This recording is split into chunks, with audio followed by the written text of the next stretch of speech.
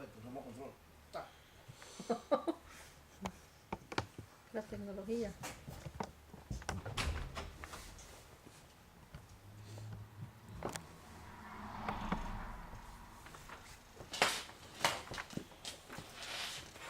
En el capítulo 4, versículo 22 ¿De dónde, pastor? de San Juan, por favor. Oh, Juan.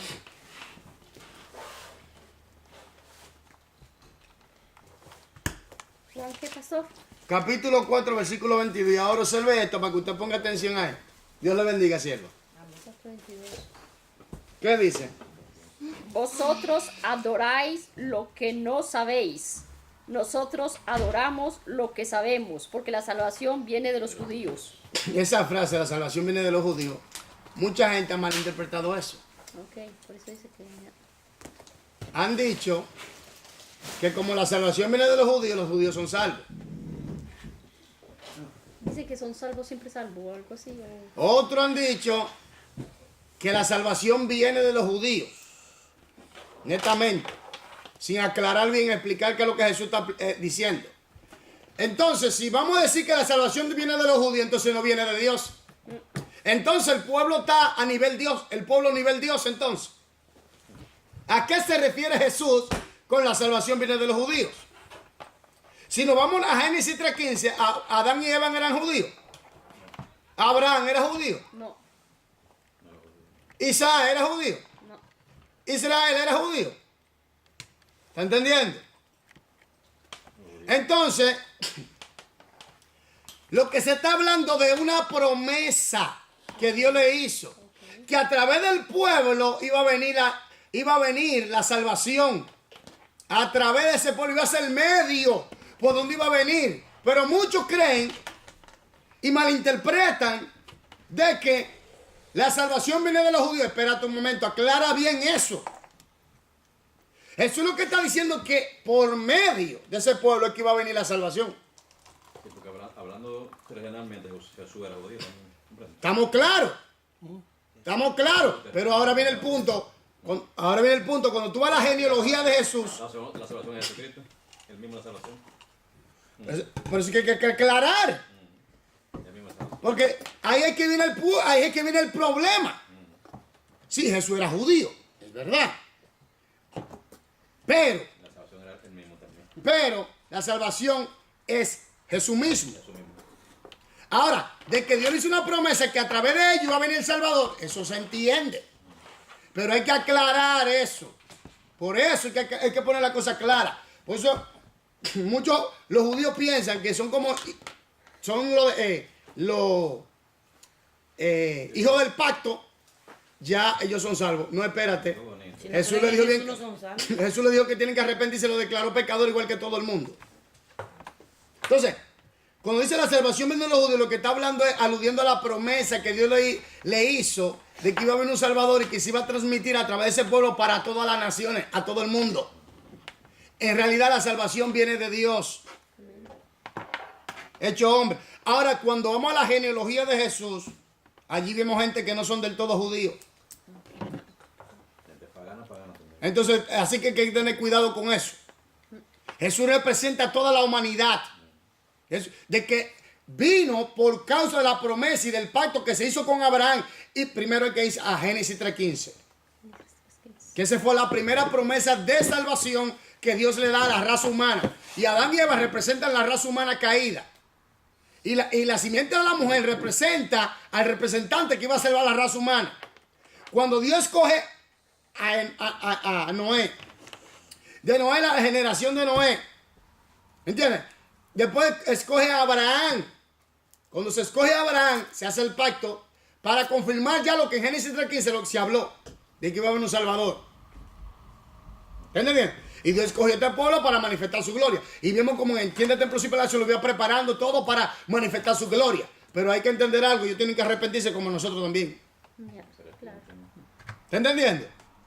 Por eso es que hay que evitar poner al pueblo nivel Dios. Y ahí que está el fallo de muchos. Yo he escuchado predicador que dicen, ustedes a los gentiles le deben todo a los judíos. Oye eso. A Jesús. ¿Está entendiendo? ¿Está entendiendo lo que estoy hablando? ¿Usted está entendiendo? Por eso hay que tener cuidado con esto.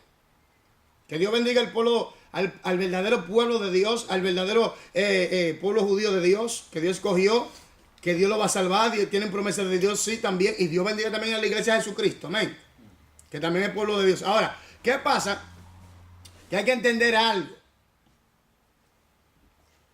Que ellos tienen una promesa y Dios a su tiempo lo va a salvar. Pero ellos tienen que arrepentirse y recibir a Cristo como Señor y Salvador. Y bajo circunstancias difíciles lo van a tener que recibir. Entonces, por eso yo digo, hay que... ¿Qué contexto yo usé? Vamos a ver.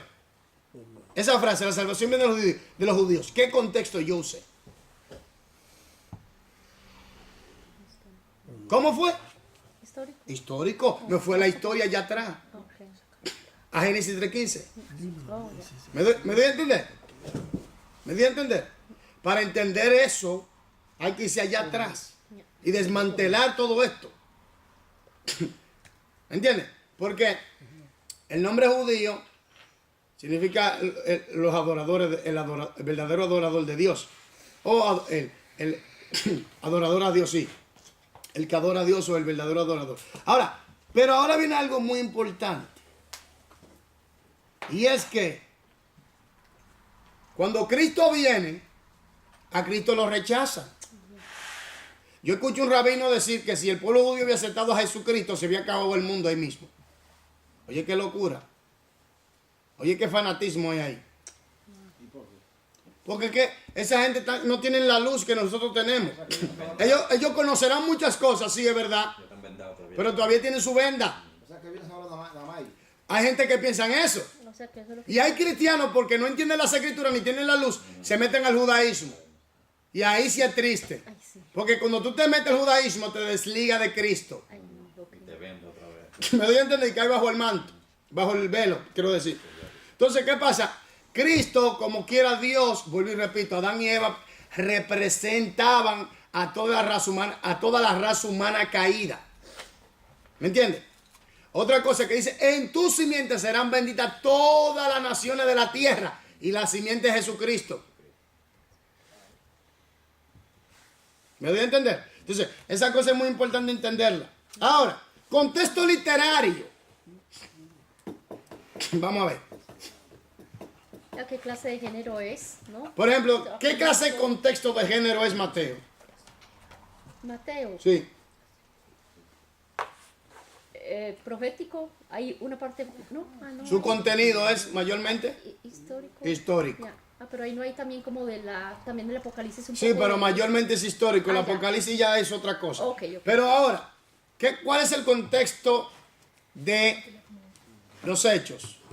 Perdón, su literatura. ¿Qué clase de literatura género es Histórico. su contenido histórico? Histórico. Sí. Porque sin los libros de los hechos, perdemos 30 años aproximadamente del establecimiento y los viajes y todo eso de las iglesias. Wow. ¿Me entiendes? Si no tenemos los hechos, nosotros no hubiéramos sabido nada acerca de cómo se desarrolló, se desenvolvió la iglesia. El libro de los hechos que habla de la iglesia. ¿Tú me entiendes? Entonces, en realidad son los hechos del Espíritu Santo. Ok. Ahora, ¿qué clase de contenido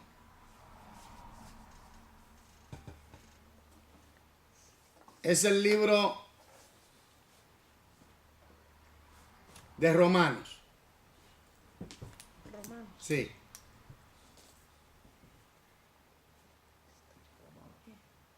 Comienza con D. ¿Con D? Doctrinal. Ah, doctrinal. Ese es el Romano. Romanos es doctrinal. Ah, Ok. Pero eso lo estudiamos en El Reino y Poder y la Gloria. Eso lo vamos a estudiar otra vez. no lo hemos visto. Ah, no, ustedes no, porque hay mucha gente nueva que han venido. Entonces, Dios le bendiga. Hablamos sobre el término. Hablamos que la regla dice que cada término solo tiene un significado dentro de un solo ¿qué? Contexto dado. Amén. Y el significado del contexto, el contexto define y limita el significado del término dado también. Eso lo hablamos y lo estudiamos. Ya. Que habla sobre las herramientas. El contexto inmediato también lo estudiamos. Un léxico o diccionario. También. O diccionario. Diccionario bíblico. Diccionario, ya. Diccionario de términos bíblicos. Diccionario griego, español griego. Como lo quiera. Una concordancia que es muy buena. Amén. Referencia bíblica, lo hablamos, lo estudiamos y nosotros nos quedamos donde dice estudio de las palabras Medio frase. En medio de la frase. 85. en medio de frases. Identificar la regla hermenéutica que establece la relación entre la gramática y la correcta interpretación bíblica. Amén. Amén. Ok, entonces, vamos allá. Amén. Dios le bendiga a los que nos están sintonizando donde quiera que estén. Dios bendiga a nuestros hermanos. Amén.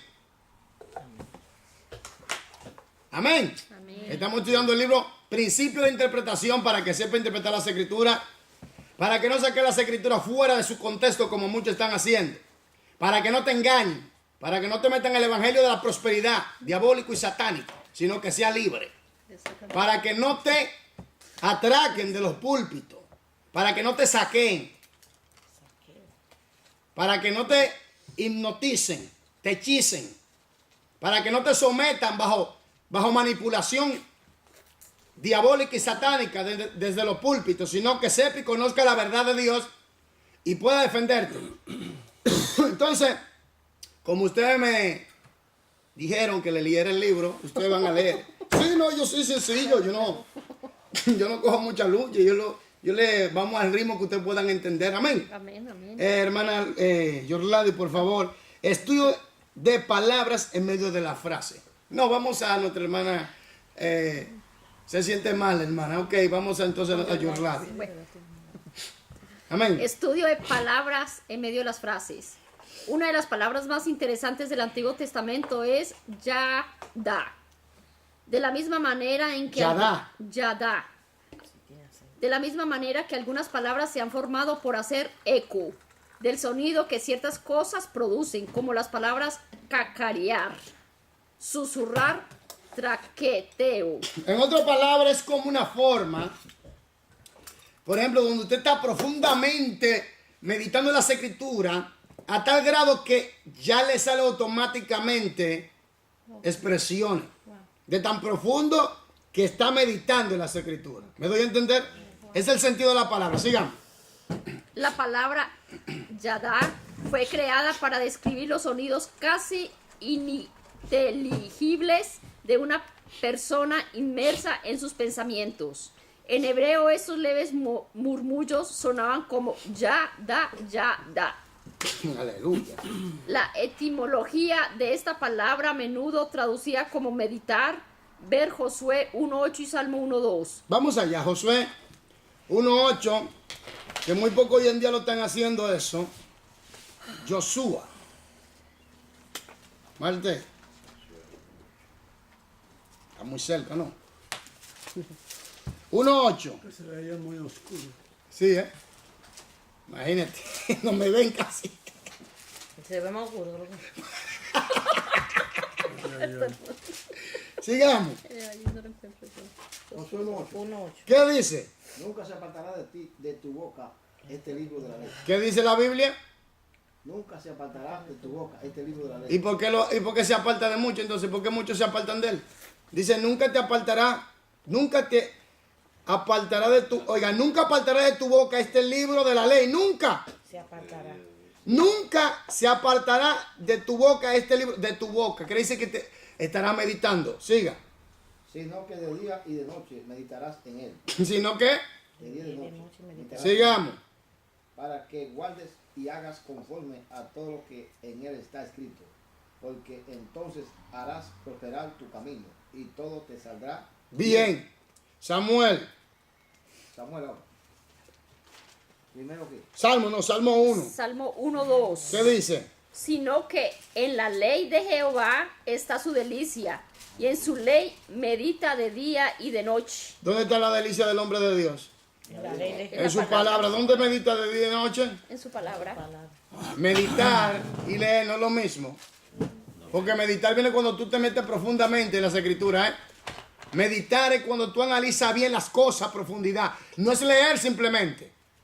Oye, porque mucha gente dice, estoy estudiando la palabra, lo que están es leyendo Biblia. No meditan. No se van a profundidad. No analizan bien las cosas. Y también cuando uno está meditando, también uno estás como si fuera durmiendo, pero tú estás en ella, dentro de Entonces ahí es que el Espíritu Santo te ilumina, te aclara las cosas. empiezas a meditar. ¿Me doy a entender? Ahí es que el Espíritu Santo te aclara las cosas. Cuando tú meditas, cuando tú la estudias. Oye, el cristiano no debe leer la Biblia, debe estudiar la Biblia a profundidad para entenderla y aplicarla. Yo entiendo que hay lectura rápida y todo eso, ok, eso se puede. Pero en realidad el creyente, este es el manual de vida del creyente, de norma, de ética, moral, todo. Entonces, se tiene que estudiar para entender claramente qué es lo que en realidad dice Dios. Porque si queremos tener una relación efectiva, una relación fornida, una relación buena, y tú quieres saber quién tú le sirves, entonces lo que tenemos que estudiar las Escrituras profundamente para entenderla y aplicarla. Y así vamos a ver a quién le estamos sirviendo. Porque hay gente que está en la iglesia que no sabe a quién le sirven. Hay gente que está en la iglesia que son creyentes que ni siquiera sabe a quién le sirve. Siempre andan con una inseguridad, con un miedo, con un pánico. ¿A qué Dios tú le sirves? Dios dice, yo soy el Todopoderoso. Yo soy el fuerte. Yo Dios y no hay otro fuera de mí. No hay Dios fuera de mí.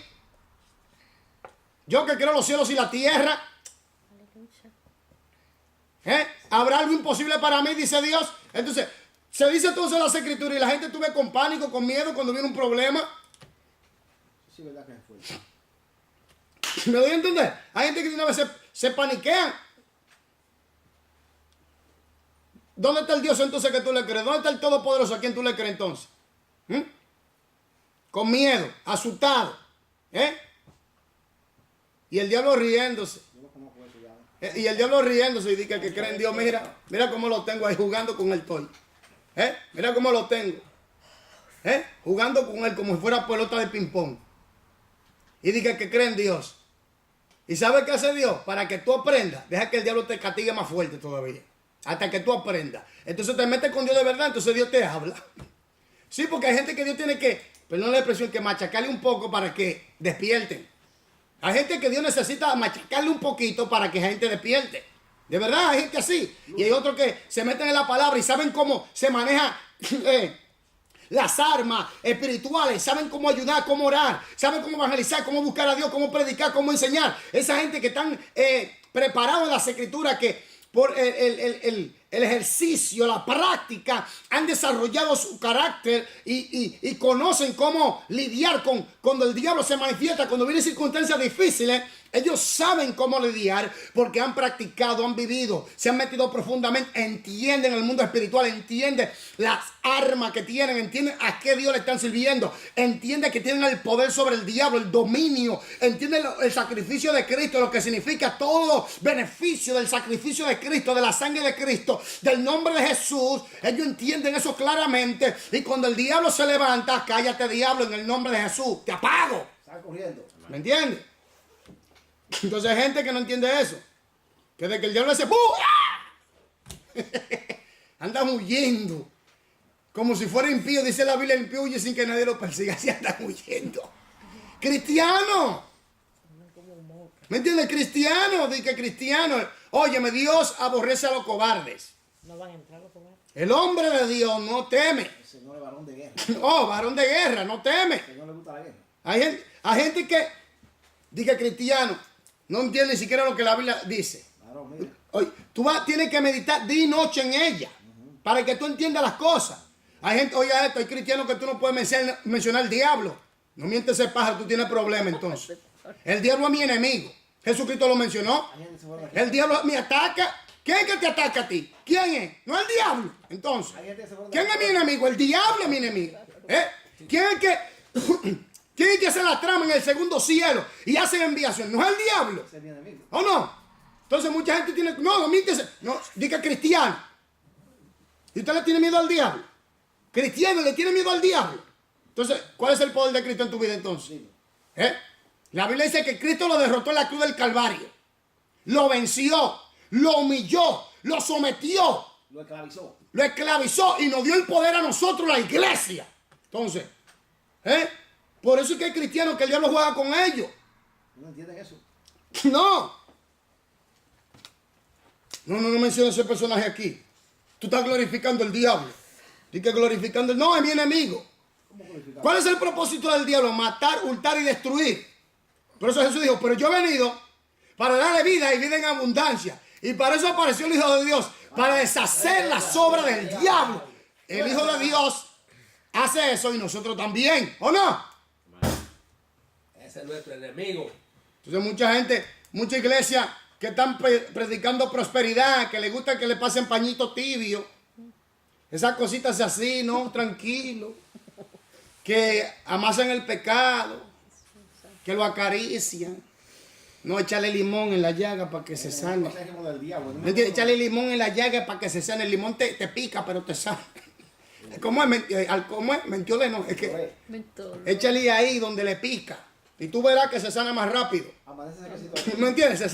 De que Me ahí, pidió rápido. oye, cauterízale la situación ahí mismo, cauterízale la llaga ahí mismo, quémale eso con la verdad y tú verás que se arregla. Pero mucha gente tiene miedo. Entonces nosotros tenemos que entender que hay que estudiar las escrituras, hay que meterse, por eso estamos estudiando hermenéutica, principio de interpretación, en meterse en la palabra, meterse profundamente en las escrituras. Si no lo hacemos, vamos a fracasar. Y si no lo vivimos, vamos a fracasar. Estamos en los tiempos finales. Si usted que me está viendo por ahí, métase con Dios, porque oye, el anticristo se está por levantar, pero Cristo viene a levantar primero su iglesia y después se levanta el anticristo, el señor tiniebla. Sigamos leyendo.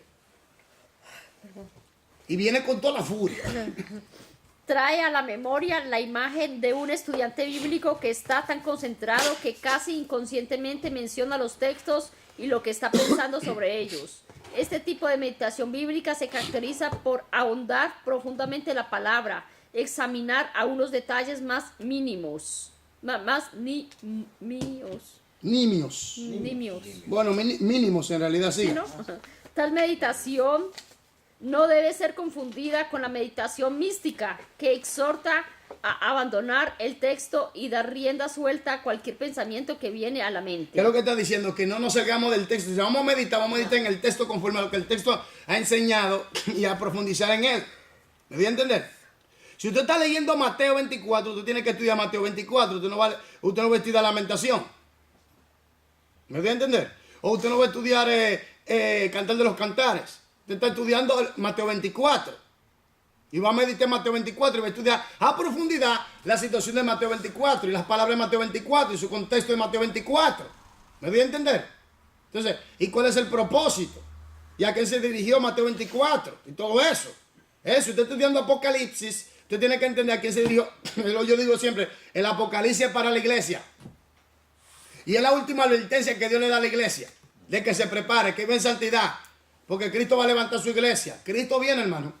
Cristo va a venir. Muchos se van a quedar así, mire, con la boca abierta. Cristo viene. Claro, esta mañana yo estaba acostado, como a las 10 de la mañana.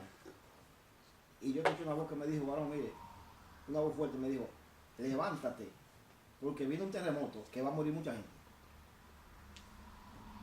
Esta mañana, como a las 10 de la mañana. Sigamos orando. Oiga bien. ¿Está usted interesado en la meditación bíblica seria?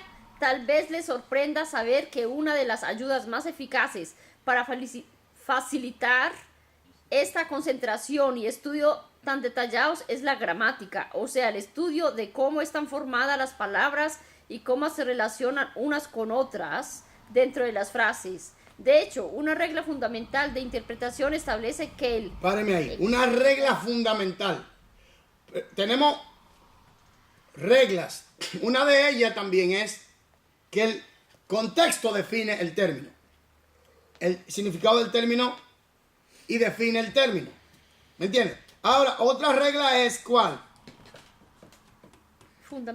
Una regla fundamental de interpretación establece que el exégeta no puede desdeñar o abusar de las reglas normales de gramática al hacer su interpretación de la Biblia ni abusar de ellas. Que, en otras palabras, no darle un uso indebido.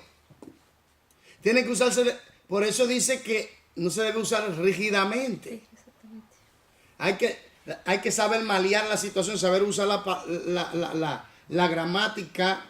En otras palabras, saber usar también la regla de interpretación. No abusar de ellas. Porque hay gente que forzan un texto a decir lo que el texto en realidad no dice. O un término que en realidad no dice. ¿Me voy a entender? Sigamos. El conocimiento de la gramática básica no es solo una herramienta esencial para el estudio correcto de la Biblia, sino también un guardián contra la interpretación errónea. Ok, ¿sabe qué es eso? Así evitamos interpretar mal las escrituras.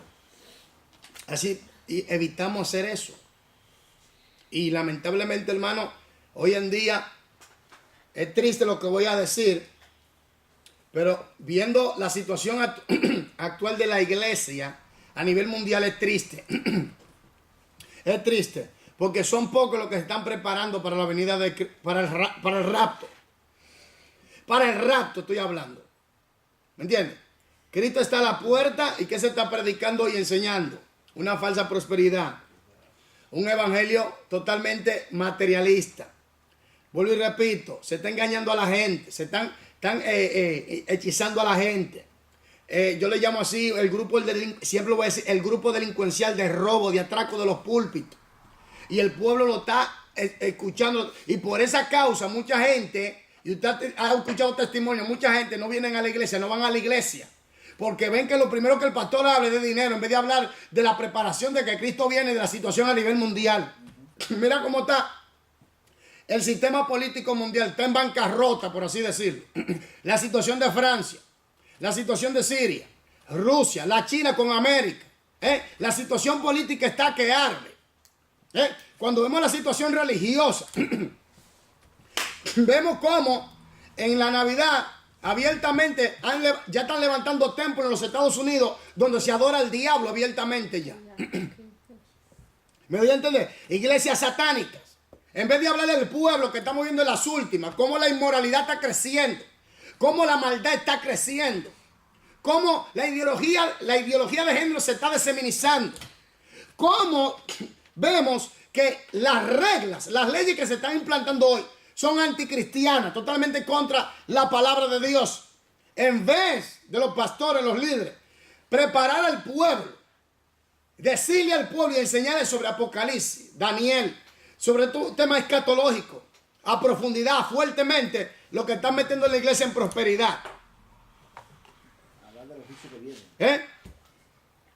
En vez de preparar al pueblo para la venida del Señor, lo están preparando para el lo están preparando para el anticristo. Oiga bien, todo pastor que no esté preparando el pueblo, ahora enseñando al pueblo a que se prepare desde los púlpitos, a que se prepare, a que busque a Dios, que vive en santidad, está preparando a esa iglesia para el anticristo. Oiga, se lo digo, para el anticristo, porque estamos en las últimas ya. Óigame, la semana pasada, no esta semana sí, pienso que fue esta semana. Oiga esto, estoy yo hablando con una persona que no es creyente. Él cree en Dios sí, pero a su manera. Él me dice, oye, tú estás que arde. Óyeme, una persona fuera de la iglesia dice, tú estás que arde. Y dice él, yo me quiero ir cuando suene la trompeta. Oye. Pero conoce entonces la palabra. Sí, porque ha escuchado. ¿Está fuera de la iglesia? Sí, está fuera de la iglesia, pero no se ha convertido. Ahora, la pregunta que yo me hago, los que están allá afuera saben que algo va a pasar. Mira cómo está la iglesia de Jesucristo. La gente le da sueño para venir a la iglesia. No quieren orar, no quieren ayunar. Por eso es que yo digo que Dios tiene que permitir que machaquen un poquito a la gente para que entiendan. Tienen que machacarle un poquito porque mira, vuelvo y le repito, la iglesia de Jesucristo tiene que aprender de los errores de Israel. Mira cómo han machacado a ese pueblo. Le han golpeado, lo han pateado, lo han abusado. Solamente por desobedecer a Dios. Y la iglesia no levanta cabeza. Viendo la situación a nivel mundial. Políticamente, bancarrota, crisis. Espiritualmente, crisis. Militarmente, crisis.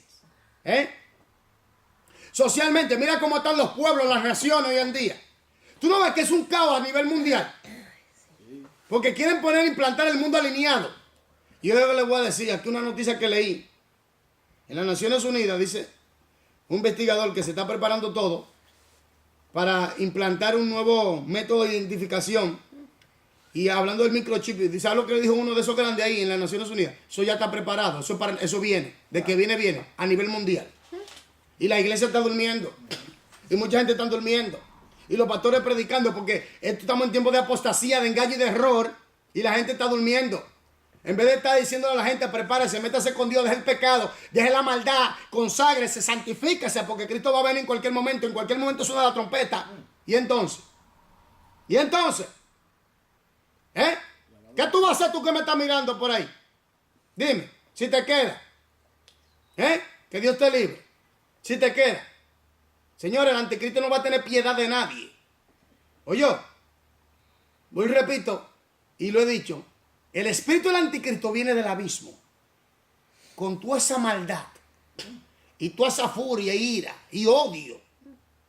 Y conoce toda clase de tortura y métodos de dolor del mismo infierno.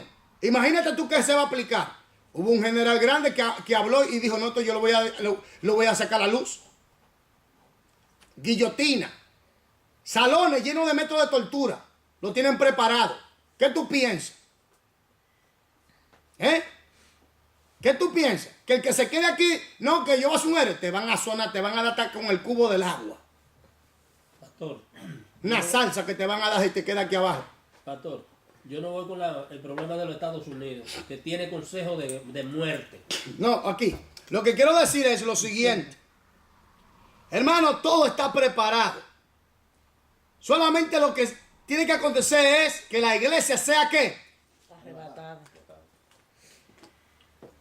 Y muchos están jugando. Muchos están jugando. Pero Jesús lo dijo, será como los tiempos de Lot y de Noé. Se casaron y se van en casamiento. Yo creo que Cristo, cuando Cristo venga, va a estar la gente encendida en su pecado, en la maldad y da. En su tecno, en su house, en su salsa, en su merengue, en su droga, en su hardcore, en todo su homosexualismo. Y ¡ra! El arrebatamiento va a sacudir. Ahí que va a ser duro. El Señor le va a pagar esa luz que tienen encima.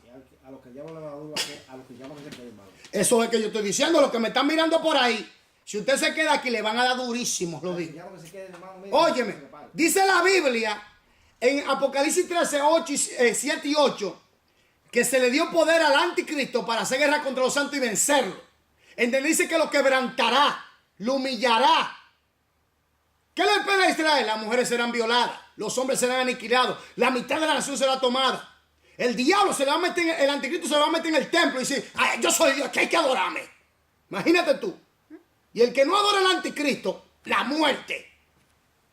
Y el que no acepte la marca no va a poder comprar ni vender. Dime, tú que tienes 3 hijos, que te diga ese muchachito que tú eres el muchachito rojo del hambre, de la sed. Mamá, tengo hambre. ¿Eh? Y tú sabes que resolviendo la situación, cuando acepta la marca se resuelve, pero tú sabes que si acepta la marca, Dios te condena eternamente y para siempre. Y el niño gritando que quiere leche. ¿Aló? ¿Eh? Gritándote, jalándote por el vestido, mamá. Dime. Que muera de hambre, mejor se va para el cielo. Pero es duro. Es duro, va a ser duro. Por eso es que dice en el primer viaje, santifícate. Vámonos. Los niños se van a arrebatamiento. ¿Eh? Los niños se van a arrebatamiento. Hombre, no. Yo digo una cosa. Depende de la Los inocentes, Los niños inocentes. los hijos de los que son verdaderos. Porque ya tuve lo que llamamos niños que ya tuve que hacer mucha maldad. Son hijos de cristianos. Los cristianos, los que viven, los que son de Dios. Sí, pero los que están consagrados. Individual. ¿Eh? Porque Sí, son si chiquitos. así son Sí, que no tienen sí, conciencia lo que de estoy maldad. diciendo. Y los que están, y los que se guardan para Dios también. Claro, Porque hay algunos sí. que están llenos de maldad, hermano. Hay que entender una cosa, y siempre lo he dicho, y siempre mantenga eso en su mente, de que la conciencia despierta, ya son pecadores, tienen que arrepentirse. Y eso lo he predicado varias veces y lo he enseñado varias veces. Pongan atención. Pongan atención. Entonces, va a ser duro. Por eso es que aquí estamos hablando de interpretación correcta. Porque esto es vida o muerte. No hay término medio. No hay término medio. Si hay un predicador o quien sea que está predicando en términos medios, está endiablado, tiene el diablo encima. No viene de Dios. Está engañando al pueblo. Esa es la realidad. Entonces, tenemos que predicar la palabra, meditar en ella, entenderla. Porque, yo vuelvo y repito, gente con 10, 15, 20 años en el evangelio, ¿qué tú estás haciendo con tu vida? ¿Eh? ¿Qué tú estás haciendo con tu vida? Dime. ¿Eh? ¿Qué tú estás haciendo con tu vida? ¿Qué?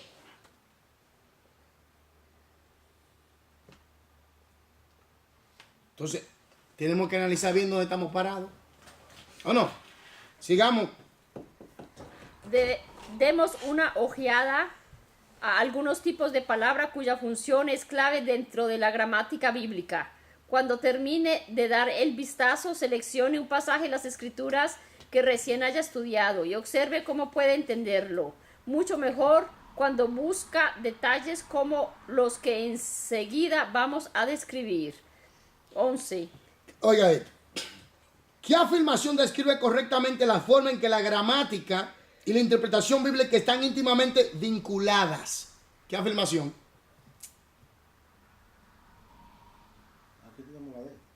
¿Cuál usted tiene? La de Léamela, por favor. ningún intérprete concienzudo puede desdeñar de las reglas normales de la gramática en su interpretación bíblica o abusar de ellas. En otra palabra, no debe mal usar la gramática, ni la ley, ni las reglas, ni los métodos de interpretación bíblicas. Oye, no debe. ¿Por qué? Porque queremos a veces, por ejemplo, vuelvo y repito, y se está predicando con fuerza ese evangelio de prosperidad. Oiga bien, ustedes que me están viendo por ahí, si usted ve una iglesia de evangelio de prosperidad, déjeme decirle que le están predicando el evangelio del anticristo. Es el evangelio del anticristo. Salga huyendo de ahí, busca una iglesia o métase con Dios en ayuno y oración para que Dios le ilumine y lleve a un lugar donde usted esté seguro. Oye, pero si usted está en una iglesia donde están predicando prosperidad, déjame decirle que lo están preparando para el anticristo. Usted será el manjar del anticristo. Así que piénselo bien donde usted está. Escuche bien lo que su pastor o líder está predicando o enseñando. Es muy importante eso. ¿Eh? Muy importante. Porque usan las escrituras. Y ahora viene el punto. Tú ves que esa iglesia llena, repleta. Pero eso es bíblico. La Biblia dice que tendrán comezón.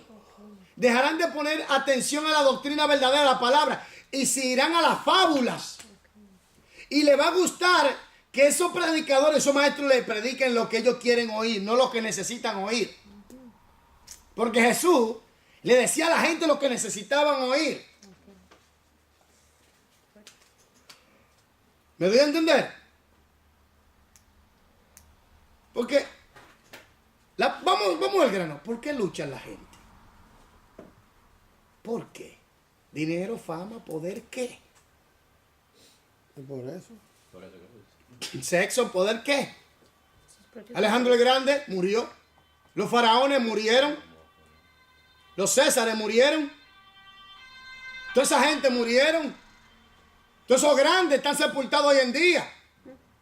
¿Por qué lucharon? Todo se fue.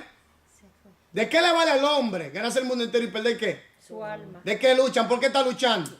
Ya, ¿verdad? Lo único que tiene valor aquí es seguir a Cristo. Después todo está perdido. Lo único que tiene valor es seguir a Cristo. ¿Qué? Dinero, fama, poder. ¿Tú que me estás viendo? ¿Tú estás luchando por fama, por dinero, por poder? ¿Por sexo? ¿Eh? Ha perdido. Y ha entregado toda tu vida a eso. Y lo más triste, tú sabes bien lo que estoy diciendo, tú estás vacío por dentro. Está vacío. Ha experimentado todo eso y sigue siendo simplemente un frasco vacío. Porque solo Jesucristo llena la vida del ser humano. ¿Eh? Ok, tiene casa, tiene fama, tiene carro y todo, ¿y qué? ¿Eh? No puede dormir porque tiene que beber casi 20 pastillas para dormir porque los nervios y los traumas y la pesadilla, no puede dormir. Y tiene casa, tiene carro, tiene de todo. ¿Qué es lo que te está pasando?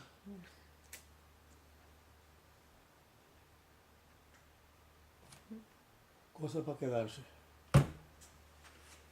Todo esto que usted ve caerá en manos del anticristo.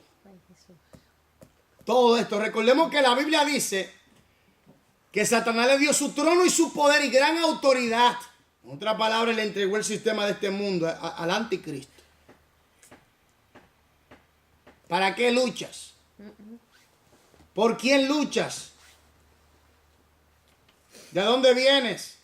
¿Cuál es el propósito de tu existencia? ¿Para dónde vas? Lo único que tiene sentido aquí es obedecer la palabra de Dios. Salomón lo dijo. Eclesiastés 12, los últimos versículos dice, el fin de todo el discurso oído es este: teme a Dios y guarda su mandamiento, porque esto es el todo del hombre.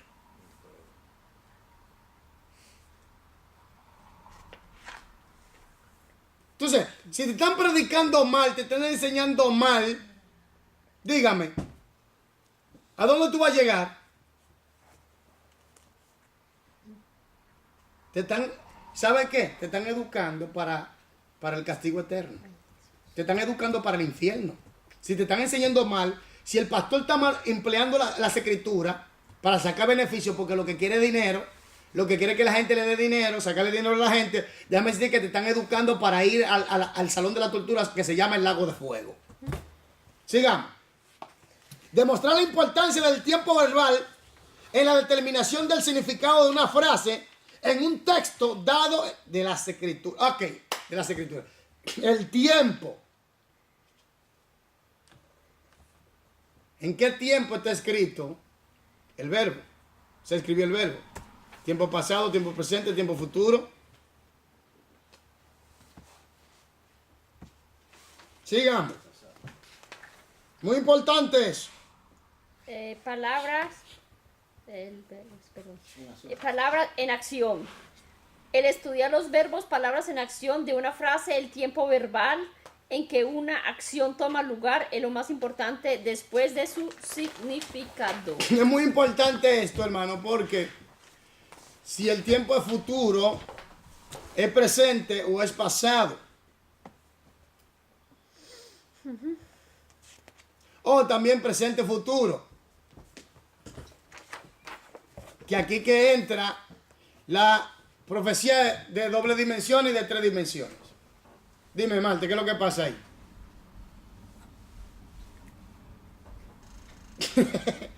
Entonces, es muy importante conocer esto porque hay ciertos casos en la traducción donde los verbos no están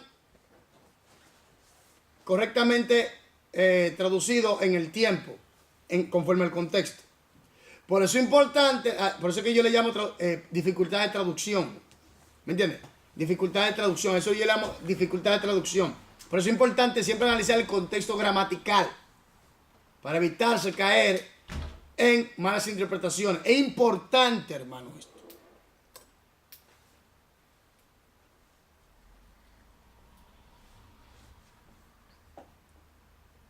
Sigamos. Considere, por ejemplo, este célebre texto: todo aquel que permanece en él no peca, todo aquel que peca no le ha visto ni le ha conocido. Primera de Juan. Vamos allá, 3:6. porque yo quiero leer eso con usted. Es muy importante esto. Claro, eso. Palabra clave ahí. Oiga esto. Aleluya. ¿Cuál es primera de Juan? Primero de Juan 3:6. 3:6 dice: todo aquel que permanece en él no peca. Todo aquel que peca no le ha visto ni le ha conocido. Hermano, le voy a hacer una pregunta. Somos cristianos y no hemos arrepentido, amén. Y fallamos, ¿no? Entonces, ¿a qué se refiere el texto? Gente que pecan, que están son cristianos, pero siguen pecando conscientemente. Hay algunos que cogen este versículo y dicen, bueno, ya usted pecó, cayó de la gracia, hay que bautizarlo y tiene que arrepentirse de nuevo. No yo, porque cayó de la bautizarlo gracia. otra ¿Eh? ¿A bautizarlo Sí, otra vez? todo eso. Hay gente así. So, Hay sectas que hacen eso. Porque usted ya cayó de la gracia. Hay gente pedir que... perdón y arrepentirse. Sí, en realidad sí. Sí. Ya, claro. Ahora lo que está diciendo es que el creyente no vive una vida de continuo pecado. Claro. Exactamente. Ya. ¿Me entiendes? Y aquí hay algunos que promueven la doctrina de la perfección, de que usted nunca falla. So, Estamos en un cuerpo de naturaleza caída. ¿Me entiendes? Que tiende a pecar. ¿Me doy a entender? Entonces, ¿qué pasa? ¿Cómo dice? ¿El espíritu está dispuesto por la carne? No. Entonces, siga leyendo para que usted vea. en realidad, el citado versículo no promueve la idea de la perfección sin pecado. Pero algunos sí la promueven. Sigamos, porque entienden la expresión del verbo de otra manera. Por eso es importante el tiempo del verbo, el tiempo del verbo en que está escrito. ¿Me dio a entender? Sigamos. Ya que en esta misma epístola se enseña que ningún creyente está libre de pecado. Primera Juan 1:8-10. Por ejemplo, 1 Juan 1:8 dice así. Oiga esto. Si decimos que no tenemos pecado, nos engañamos a nosotros mismos. Y la verdad no está en nosotros. Ahora, capítulo 2, versículo 1 y 2 y 3. Dice así, oiga esto. Hijitos míos, estas cosas os escribo para que no pequéis. Y si alguno hubiere pecado, abogado tenemos para con el Padre, a Jesucristo el justo. Y Él es la propiciación por nuestros pecados. Y no solamente por los nuestros, sino también por los de todo el mundo.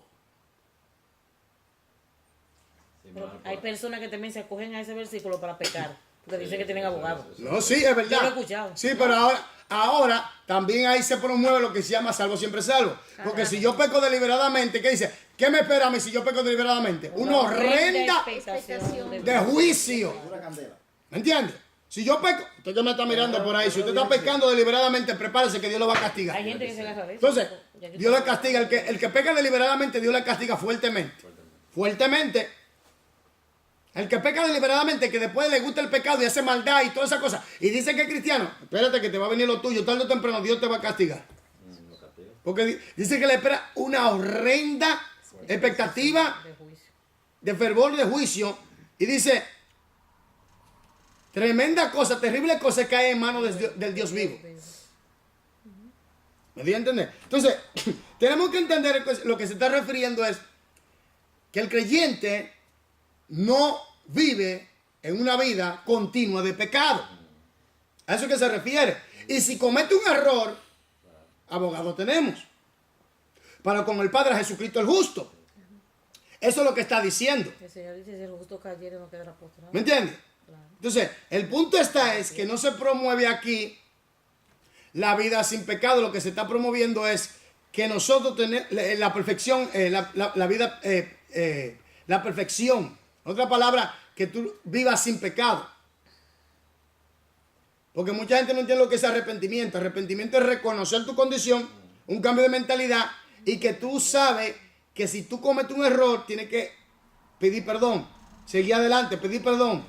¿Me entiendes? Pero mucha gente promueve la perfección de que ya si pecaste, caíste de la gracia. Nadie va a salvar entonces. ¿Me doy a entender?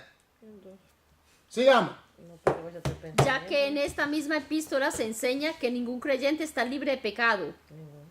Primera Juan 1:8-10. Oiga lo que dice el 9 del capítulo 1, versículo 9, dice, si confesamos nuestros pecados, Él es fiel y justo para perdonar nuestros pecados y limpiarnos de toda maldad.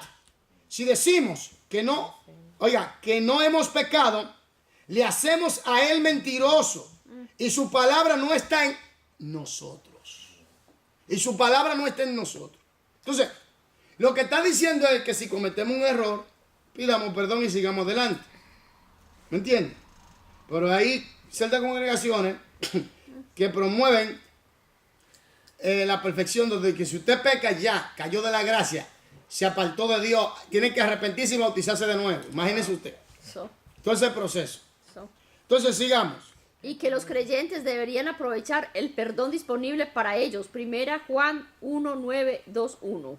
Ya lo leímos, siga. Observemos que el verbo peca está en el presente indicativo. Exactamente. Si estuviera en el pretérito, querría decir que la salvación se limita a la gente perfecta. Sí. Si estuviese en el tiempo futuro, indicaría que una vez que somos salvos, nunca más pecamos. Sin embargo, en el tiempo presente tenemos otras opciones. Una buena opción es la idea del presente habitual.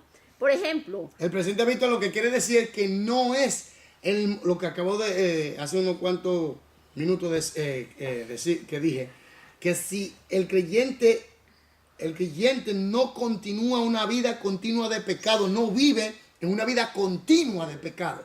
Ese es el presente continuo. Lo que está diciendo es que el creyente falla, comete errores, pero no vive una vida continua de pecado. ¿Me doy a entender? Por eso es que se arrepintió. Por eso es que el hermano aquí, Juan, le manda a arrepentirse. Si confesamos nuestros pecados, abogado tenemos para con el Padre. ¿Me doy a entender? Sigamos.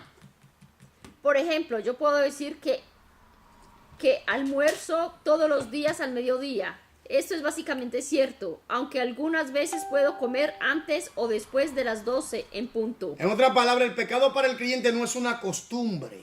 Ok. Para que me entiendan mejor. Ya. No es una costumbre. No. ¿Me entiendes? Presente indicativo no es una costumbre. No, como antes. ¿Me doy a entender? Es, en realidad, que fallamos en determinado momento. Fallamos. David falló. Salomón. Sansón. Y seguimos la lista interminable. Saúl. ¿Me entiendes? El mismo Abraham. Hermano, ¿y dónde falló Abraham? Mira los árabes ahí. Se acostó con la mujer. Mira que los creyó árabes ahí. Que su mujer iba a parir, no creyó también. Mira los árabes ahí donde están. Que no cayó. Ah, pues un fallo de Abraham. Sí, es un fallo de Abraham, lo digo así Él mismo. no creyó y se acostó con la esclava. Y tuvo Abraham le hijos. falló la fe ahí, ¿verdad? No, pero fue ella que lo mandó. No, pero él Él era. no, él no Pero varón. desobedeció a Dios. Pero él tenía que decir no. Claro, el hombre de la fe. ¿Me entiendes? Tenía que decir que no. Rotundamente no, Sara, y se acabó. Ya yo lo digo. Vamos a Yo esperar. digo que vamos En la a tener promesa de Dios se descendencia, acabó. Claro. ¿Eh? Entonces, eso es una realidad que está ahí presente. Ayudar a la mujer. Sigamos. ayudarle.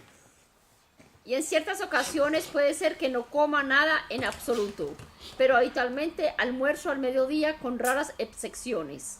Al tener el verbo en tiempo presente, el versículo enseña que el creyente regenerado por el Espíritu Santo no puede tener la costumbre o hábito de pecar. ¿Está entendiendo?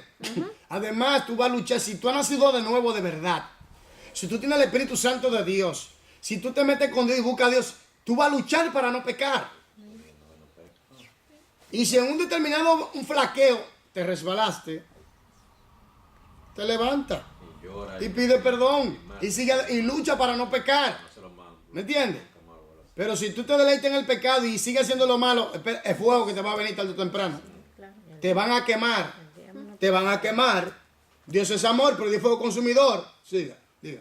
No, cuando la gente está escondido, que nadie lo ve, cree que Dios no lo ve. puede- Pero es que Dios ve todo, varón. Dios, hasta los pensamientos. Pero, ¿qué sucede? El que está en contacto con Dios, que es de oración, hombre decidido ya con Dios, Que busca a Dios. el primer temor lo tiene cuando está solo. Claro, ahí es que tú eres cristiano. Porque, oiga bien, oiga esto.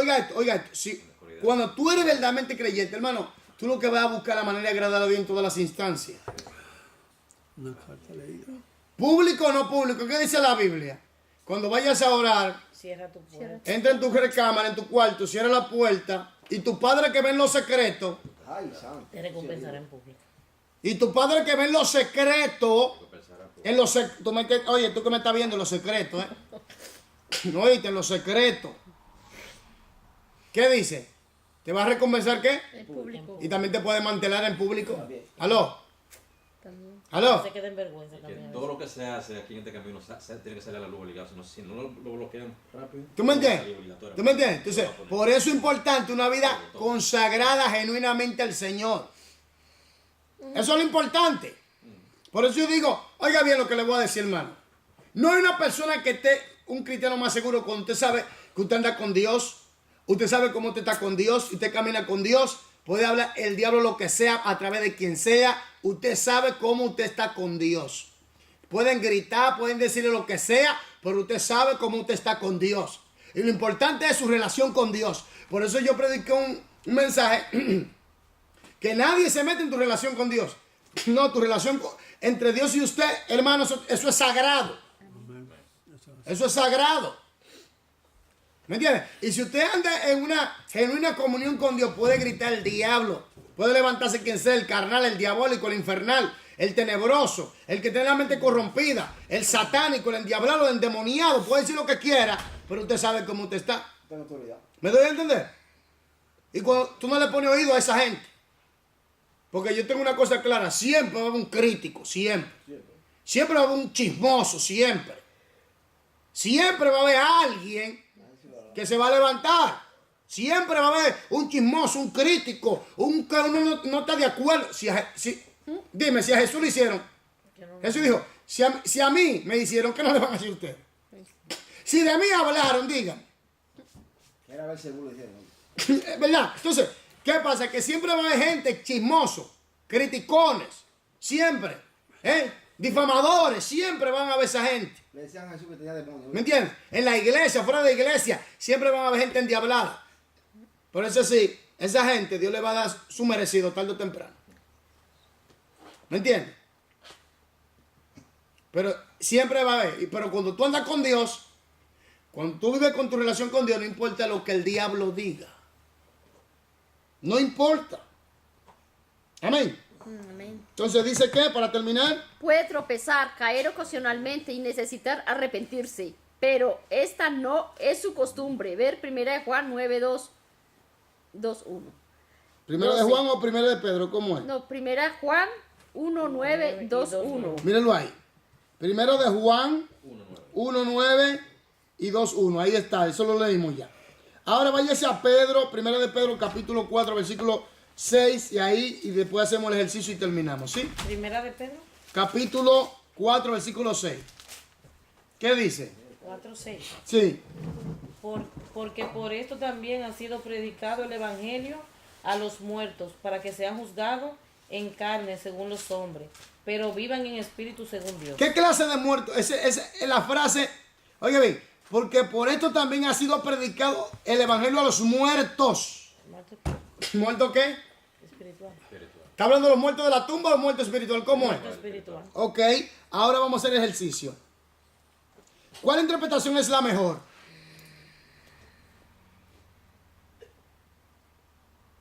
¿Quién la hizo? Yorladi, por favor. Ahí está aquí, lo haces. ¿Sí? ¿Qué dice? Estas personas oyeron el evangelio durante su vida y fueron salvas. ¿Cómo podemos saber eso?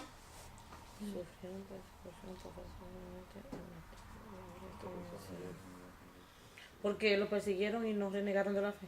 Pero sufrieron persecuciones por causa de la fe. Sufrieron. La vida de ellos era cristiana. Totalmente, no su fe. Sí, pero mantuvieron su fe a pesar de la persecución y todo. Sí. Ahí lo ¿No? dice abajo. Por el verbo, ¿verdad? Ya. Por la composición del verbo y el tiempo del verbo. Exacto. Sigamos.